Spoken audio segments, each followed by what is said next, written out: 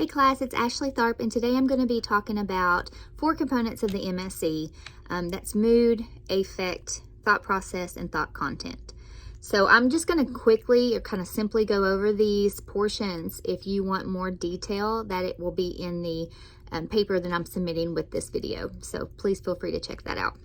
So when we look at the patient's mood, we need to consider that this is their verbal response. This is what they're telling us how they feel. And we need to believe them until proven otherwise, right? So when we document this, we're going to document with quotation marks to signify what the patient is stating that they're feeling right now. This may be that the patient feels sad, or they feel nothing at all, would be, probably evidenced by a depressed patient. Or it can even be evidenced by a patient with anxiety who says they feel keyed up. So you would just document what they say that they're feeling.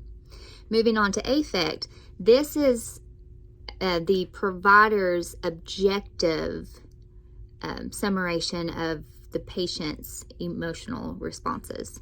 So it's basically taking what the patient, like the mood, and applying that to how are they acting. And we're going to do this by observing their speech, their facial expressions, and any other nonverbal behaviors. This can be described with some following characteristics. So quality, is it dysphoric? Are they neutral? Are they detached or anxious? Congruency, is their affect congruent with the situation that they're in or how they're presenting to you at the time? So an example of this would be maybe a patient who's saying that they're depressed, but they're laughing and they're smiling, and that would be an example of a non-congruent or incongruent affect. Range can be flat, blunted, full, or exaggerated.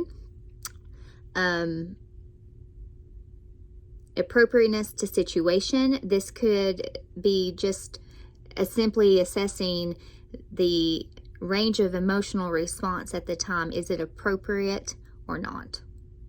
In certain cases, that would happen.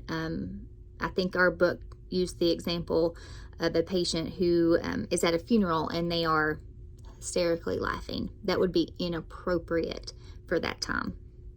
Moving on to thought process, this is the flow and the coherence of thoughts from a client's observable behaviors, especially for speech. So let's say a patient's speech is rambling and disorganized, then the provider may state that the thinking is also disorganized.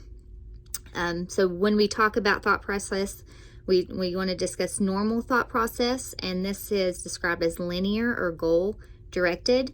Irregular thought processes are circumstantial, tangential, the flight of ideas, loose, preservation, and thought blocking. So there's examples of each of these in the paper that I'm submitting with this video, but I'll try to quickly go over them. So circumstantial thought process is when a patient's thoughts are connected but goes off topic before returning back to the original topic.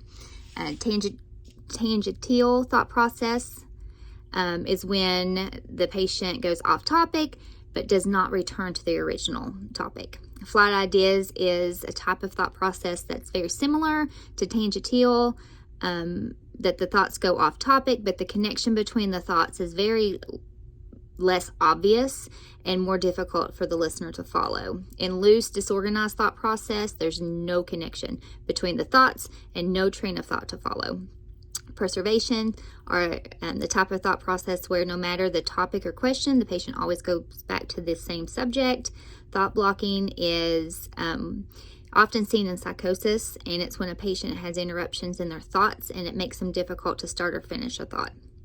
The last one is thought content, and this is where we address what ideas are happening to the patient. So thought content can be determined from spontaneous speech and by direct questioning by the examiner.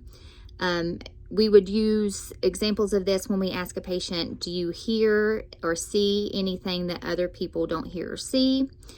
If the answer is yes, then we think about hallucinatory thought content.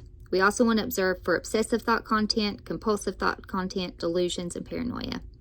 Please feel free to check out my paper, and this will go over in much more detail on that. Thanks. Have a great day.